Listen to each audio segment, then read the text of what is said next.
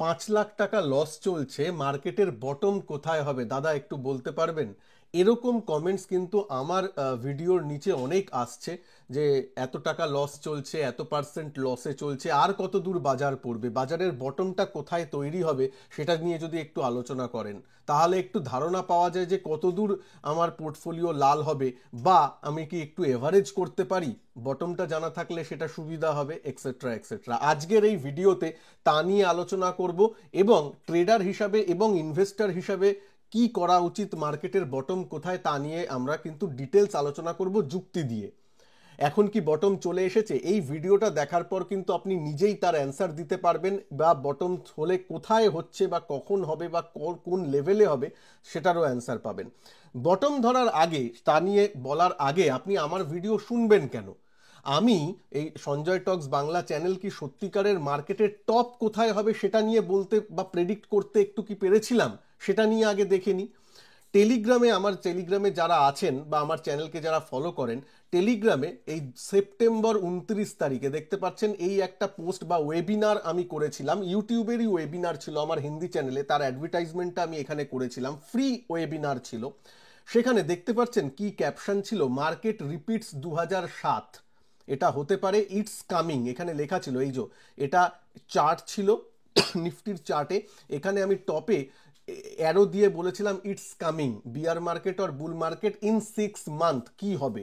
এবং সেই এইটার লিঙ্ক আমি পারলে এই ভিডিওর শেষেও দিয়ে দেব।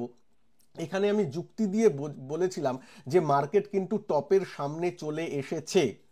এটা ছিল সেপ্টেম্বর 2029, এবং আমি এতটা আশা করিনি যে মার্কেট এতটা সদয় হবে আমার উপর, যে সেপ্টেম্বরেই কিন্তু মার্কেটের টপ তৈরি হয়েছে। যখন এই ওয়েবিনারটা করেছিলাম 26,100 26,200-তে মার্কেট চলছিল। ভেবে দেখুন, মার্কেট সেই মাসেই টপ করেছে। এইটা হলো একটা উদাহরণ। এই ওয়েবিনারে যারা যারা আপনারা ছিলেন, অনেক আমার ইউটিউবের দর্শকরা ছিলেন, প্লিজ তারা এই ভিডিওর নিচে কমেন্ট করে জানাবেন যে হ্যাঁ দাদা, আপনার ওই ওয়েবিনারে আমরা ছিলাম এবং তার জন্য কিন্তু অনেক লাভ হয়েছিল। ঠিক আছে, মার্কেট রিপিট 2007 এটা বলে আমি ওয়েবিনারটা করেছিলাম। ঠিক আছে, তাছাড়া এখানে দেখুন চার্টে ভয়ঙ্কর কারেকশনের ইঙ্গিত, সাবধান, 10% নামবে বাজার, মার্কেট কারেকশন ইন 2024, এটা নিফটি বা ওভারঅল বাজার নিয়ে বলছিলাম, তাই আমি কারেকশন ওয়ার্ডটা ইউজ করেছি। এবং সত্যি বাজার উপর থেকে কিন্তু এখন পর্যন্ত নিফটি আজকের ফলকে ধরলে 15% নিচে নেমেছে।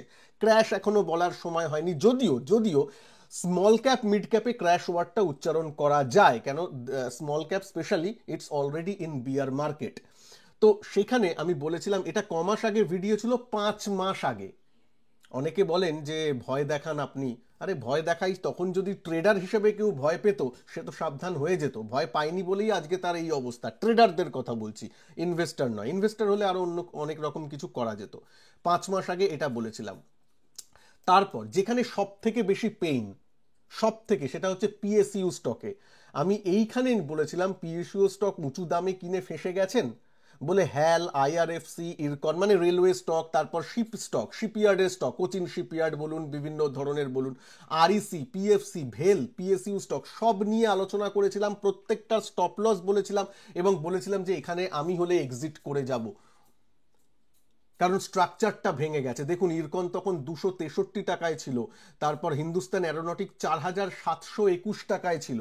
আজকে যদি দেখেন, কমাস আগে এই ভিডিওটা, 6 মাস আগের ভিডিওটা, এই ভিডিওর নিচেই মনে হয় একটা কমেন্ট আমি পেয়েছি। হ্যাঁ দেখুন, প্রসন্ন কুমার বর্মন উনি লিখেছেন, শেষ পর্যন্ত দেখলাম লো পিইর মন্ত্র শিখলাম, মানে পিইটা যেহেতু কয়েকটা পিএসইউতে অত্যধিক হয়ে গেছিল, এবং পিএসইউ স্টকের মায়া খানিক ত্যাগ করার নিদানও শিখলাম।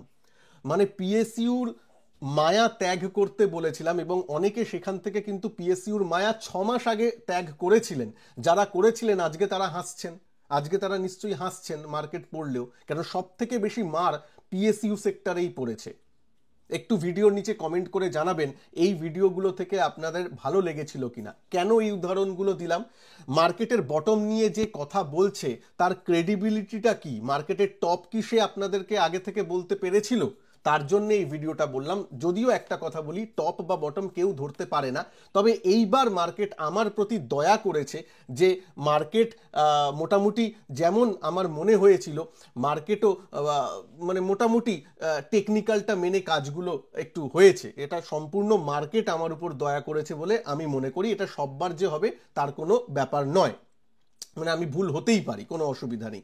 তবে সেপ্টেম্বরের এই ওয়েবিনারটা যেখানে মার্কেট টপ নিয়ে আমি বলেছিলাম সেটা যে এইভাবে মিলে যাবে, আমি তখন যখন করছিলাম তখন একদম দেখুন নিফটির চার্ট এটা একদম ঊর্ধ্বমুখী, আমি ভাবতে পারিনি যে এটা মিলবে। যাই হোক, এটা হয়েছিল এবং কারণগুলো নিয়ে আমি আলোচনা করেছিলাম। এবার আসি আজকের টপিকে। এটা তো হলো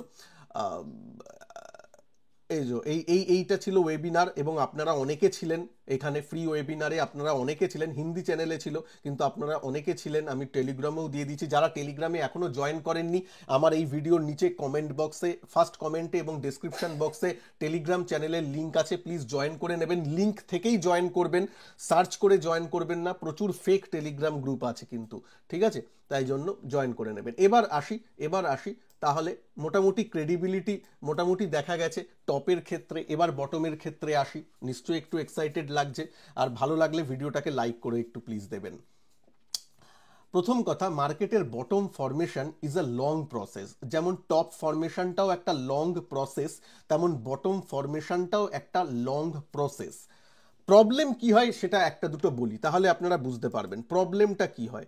প্রবলেম হয় মার্কেট এখন তো অনেকটা পড়েছে, উপর থেকে অনেকটা পড়েছে, মাঝে মাঝেই দেখবেন বা দেখতেই পারেন, হয়তো এক দুদিনের মধ্যেই হয়তো দেখলেন যে এখান থেকে পড়েছে, তো তারপর দেখবেন যে একটা এরকম উঁচু দিকে একটা বাউন্স নিচ্ছে। দেখুন প্রতিবার যে পড়েছে এরকম বাউন্স দিয়েছে, এই যে পড়েছে তারপর এখান থেকে দেখুন এখানে একটা বাউন্স দিয়েছে, এই যে পড়েছে একটা বাউন্স দিয়েছে, মানে একটা একটা বাউন্স এরকম আসতে পারে। তাতে ওই সব ঠিক হয়ে গেছে, এই তো বটম হয়ে গেছে বলে নাচানাচি করার কোনো মানে হয় না, কোনো মানে হয় না। আবার বললাম, ঠিক আছে? তো bottom formation is a process, bottom formation একদিনে হয় না। এবং শুনে নিন, আমি মনে করছি না এখন আজকের দিনে দাঁড়িয়ে যে মার্কেটের বটম হয়ে গেছে, আমি এটা মনে করছি না।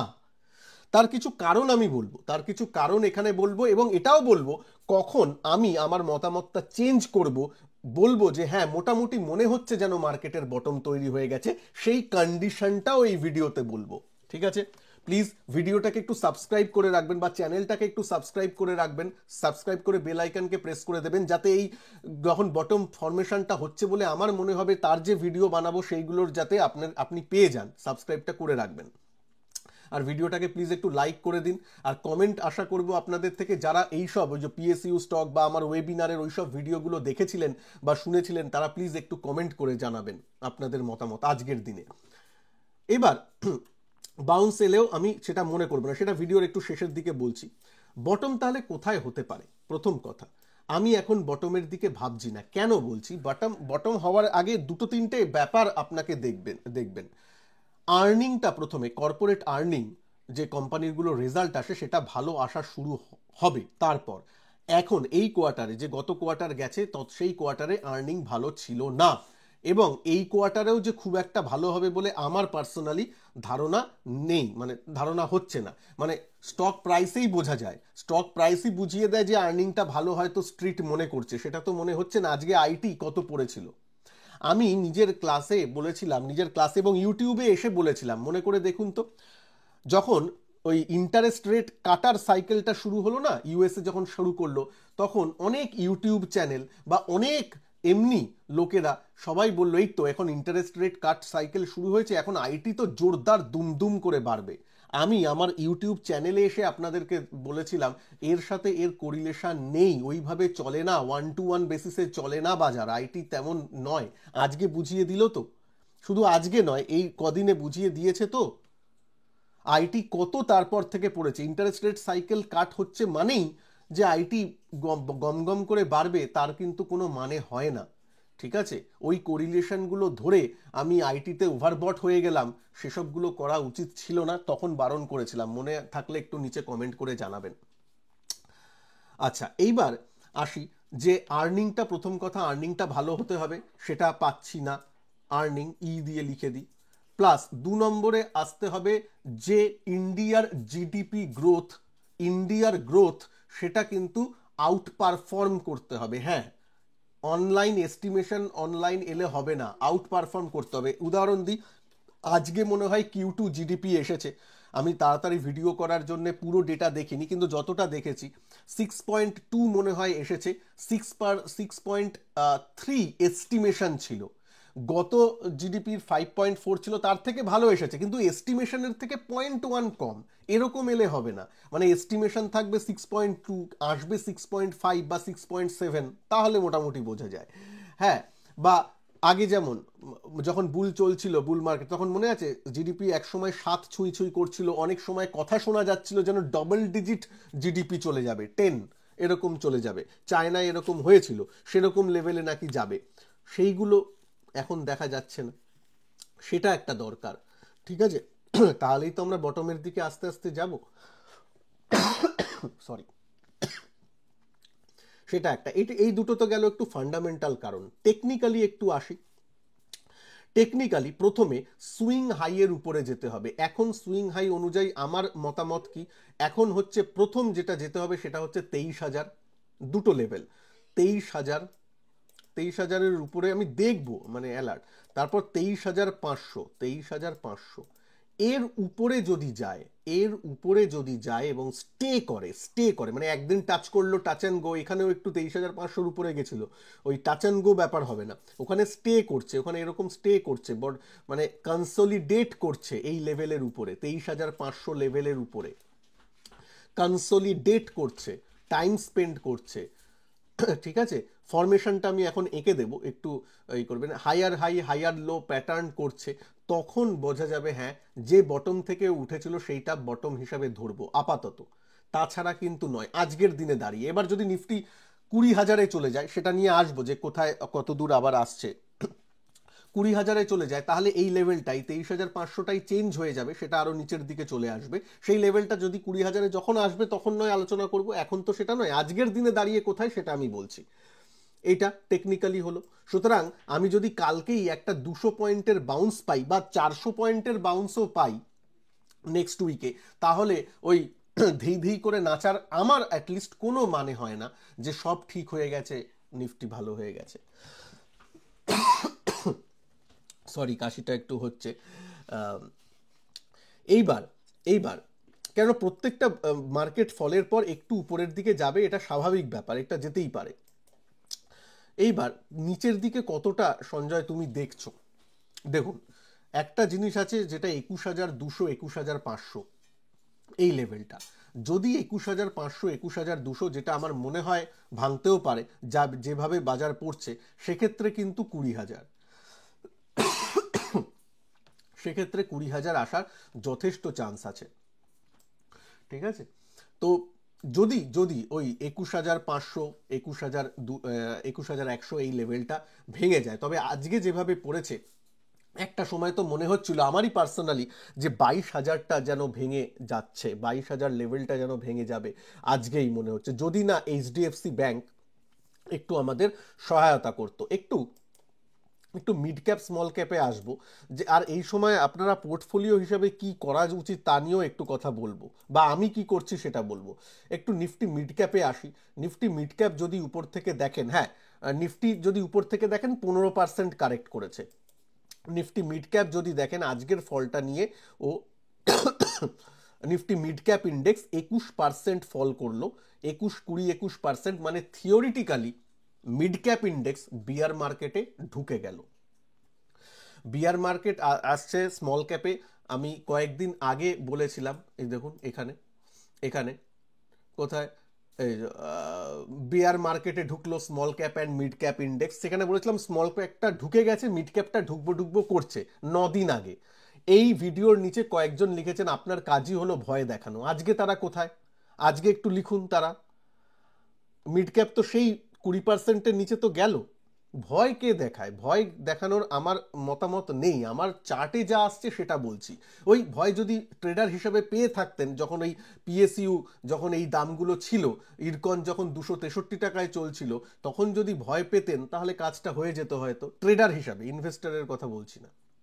আচ্ছা, তো একটা ব্যাপার। তো চার্টে এগুলো আসছে। স্মল ক্যাপ ইন্ডেক্সটা কি করছে সেটা একটু বলি।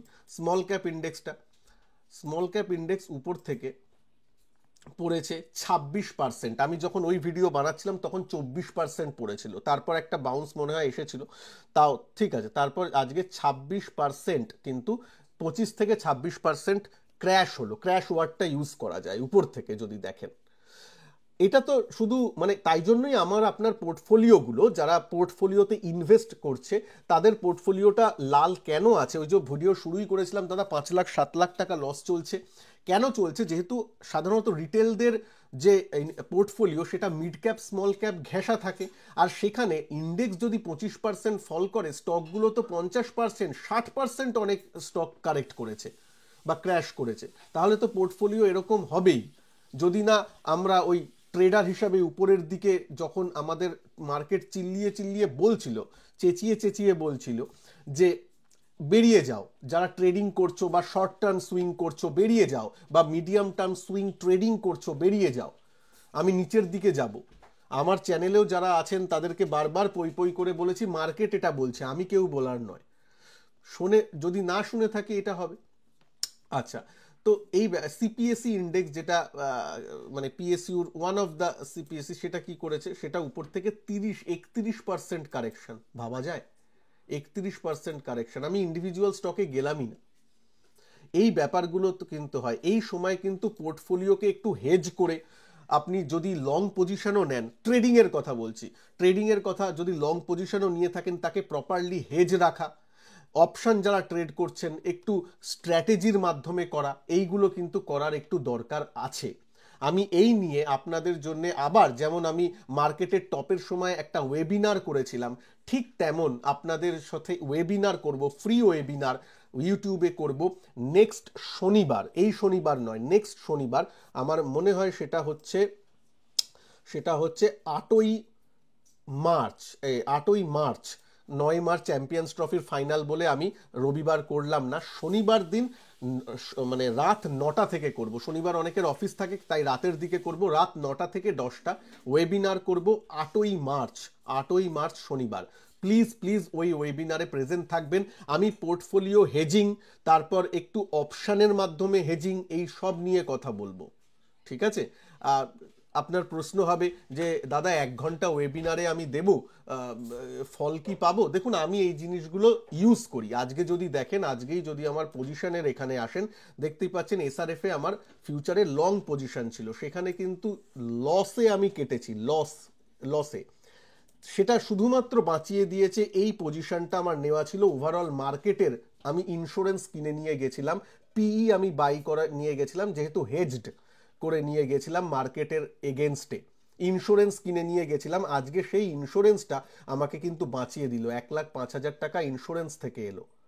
তাহলে হরে দরে এত বড় লোকসান থেকেও আমি কিন্তু বেঁচে গেলাম, মাত্র 2,000 টাকা এই পজিশনে লস।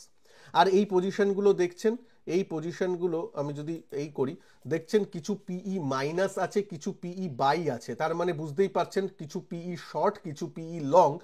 বাই সেল, এটাকে বলে বিয়ার পুট স্প্রেড, বিয়ার পুট স্প্রেড। এবং তার থেকে কিন্তু সুন্দর একটা ওভারঅল ভালো প্রফিট কিন্তু জেনারেট করলাম, 37,000 টাকা। এবার বলবেন বিয়ার পুট স্প্রেড আপনাদের বলা আছে, যারা ভিডিওটা দেখেন, দেখুন মার্কেট পড়লেও আসবে টাকা, bear put spread in falling market বলে আমি 1 মাস আগে 1 ঘন্টা 24 মিনিট, 1.5 ঘন্টার ভিডিও করে আপনাদেরকে বলেছিলাম, পুরো এক্সপ্লেন করেছিলাম।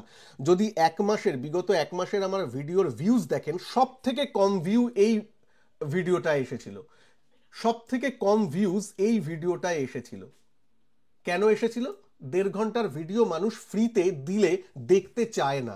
আমি যদি পয়সা নিয়ে দিতাম তাহলে মানুষ দেখতো, পয়সা খরচ করেছি, ফ্রিতে দেখতে চায় না। কিন্তু এই পুরো 1 মাস ধরে আমার নিজের পোর্টফোলিওতে করা বিয়ার পুট স্প্রেড কিন্তু সুন্দর মানি তৈরি করে দিয়ে গেছে, পোর্টফোলিওতে সুন্দর মানি তৈরি করে দিয়ে গেছে।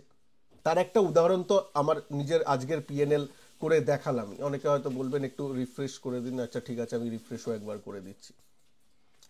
ঠিক আছে, পুরো পিএনএলটা দেখে দিলাম। আমার যদি একটু ঢেকে যায় তো আমি আবার তুলে দিলাম এই ব্যাপারটা, এসআরএফ এর এই সব ব্যাপারগুলো একবার দেখে নিলেন। ঠিক আছে, হয়ে গেল। তা কেন বলছি, এই সব কিছু আপনাদের সাথে শেয়ার করা আছে বিয়ার পুট স্প্রেড, এই জিনিসগুলো। এবার যারা অপশন করেন তারা অপশন করবেন, যারা স্টক করেন সেই স্টকে কাজ করবেন, কিন্তু এখন সুইং ট্রেডিং থেকে বলেছি লং সাইডে আমি একটু বিরত থাকবো। যারা শর্ট করতে পারেন, এফএনওর মতো ক্যাপিটাল আছে তারা এফএনও করবেন, কিন্তু তারও নিয়ম আছে, নিয়ম কানুন না মেনে যদি করেন তাহলে ফাঁসবেন। আমার ওয়েবিনার মার্চে কিন্তু যেটা আছে 8ই মার্চ, সেখানে আমি ওইসব নিয়েই আলোচনা করব, স্পেশালি পোর্টফোলিও হেজিং বা এই পতনশীল মার্কেটে কিভাবে নিজেকে বাঁচাবেন তা নিয়ে আলোচনা করব। ওই ওয়েবিনারে অবশ্যই থাকবেন প্লিজ, ঠিক আছে? আবার বলছি, রাত 9টা থেকে রাত 10টা, 8ই মার্চ শনিবার। ওকে, তাহলে বটম নিয়ে যেটা বললাম, এখনো আমি বটম মানে মার্কেটের বটম মানে একদম নিচ সেটা এখনো দেখতে পাচ্ছি না। আমার মনে হয় মার্কেটের বটম তৈরি করা এখনো প্রসেস তৈরি হয়নি, প্রসেস তৈরি হয়নি। কোথায় আসবে সেটা তো পরের কথা, আগে তো প্রসেস তৈরি হবে, প্রসেস তৈরি হয়নি। তাহলে এবার কি সঞ্জয়, তাহলে আমি কি একদম টাকা রেখে দেবো? ইনভেস্টের জন্য 1 লাখ টাকা ছিল, এটা যদি কারোর প্রশ্ন হয়, এখন কি তাহলে ইনভেস্ট না করে দাঁড়িয়ে যাব? দেখুন, ব্যাপারটা হচ্ছে, আবার এটাও সত্যি যে মার্কেটের বটম তো সবসময় ধরা যায় না। ওই সময় মার্কেটের টপ আমি সেপ্টেম্বরে ধরে আপনাদের বলেছিলাম, যেটা মার্কেট আমার প্রতি দয়া করেছিল বলে আমি মনে করি, ঠিক আছে? দয়া করেছিল, সবসময় দয়া করে না। তো তাই জন্য কি, ধরুন 21,000 বাজার এলো, একটু আমি ইনভেস্ট করলাম, 20,000 এলো, একটু ইনভেস্ট করলাম, বা বটন তৈরির প্রসেসটা হলো, তখন বাদ বাকিটা ইনভেস্ট করলাম। এরকম অল্প অল্প করে একটু ইনভেস্ট করতে হবে। একবারে ইনভেস্ট করাটা এই সময় একদম বোকামো হবে বলে আমি পার্সোনালি মনে করি। এরপর আপনার মতামত, আমি তো ফিনান্সিয়াল অ্যাডভাইস দিচ্ছি না, আপনাদের মতামত, ঠিক আছে? সেটা ব্যাপার। আর এই বলি, এই ভিডিওটা দেখার পর আমি জানি যে আমি পজিটিভ কমেন্ট পাবো অনেকের, কিন্তু কয়েকজন থাকবেন তারা নেগেটিভ কমেন্ট করবেনই।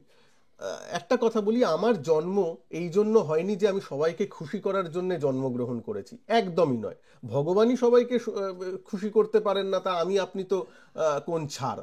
তাই জন্য নেগেটিভ কমেন্ট আসলেও I am okay with that, ঠিক আছে? আমার কাজ নয় এখানে সবাইকে খুশি করার, চার্টে যা আসছে সেটা আমি বলছি, এটা আমার পার্সোনাল ব্যক্তিগত মতামত। আপনার ভালো লাগলে শুনবেন, না হলে শুনবেন না, ঠিক আছে? এইটা হলো ব্যাপার। এখনো বটম কিন্তু তৈরি হয়নি, প্রসেসটা হলে আমি নিজেই আপনাদের এসে জানাবো। ধরুন নিচে এখান থেকে যদি বটম হয়, এখানে দাঁড়াবে, ও কনসলিডেট করবে, তারপর হাইয়ার হাই এইভাবে করবে, তারপর ওই লেভেলগুলো 23,500-র উপরে গিয়ে কনসলিডেট করবে, আর্নিংসগুলো ভালো আসবে, এরকম অনেক কিছু ব্যাপারগুলো আসবে। তখন বোঝা কিন্তু যাবে যে মার্কেট আপাতত একটু রেজিলিয়েন্ট দেখাচ্ছে। এখন যেমন তুরুপের তাসের মতো ভেঙে যাচ্ছে, সেসব হবে না। অ্যাটলিস্ট ওই ব্যাপারটা চলে আসবে চার্টে বলে মনে হয়, বা আমার চ্যানেলের সাথে থাকলে আপনাদের তো নিশ্চয়ই জানাবো। আজকের ভিডিওটা বা আমার উপস্থাপনাটা কেমন লাগলো একটু জানাবেন, আপনাদের থেকে কমেন্ট আশা করি। ভিডিওটাকে ভালো লাগলে একটু প্লিজ লাইক করে দেবেন, চ্যানেলকে সাবস্ক্রাইব করে রাখবেন। ভালো থাকবেন সবাই, নমস্কার, জয় হিন্দ, বন্দে মাতরম।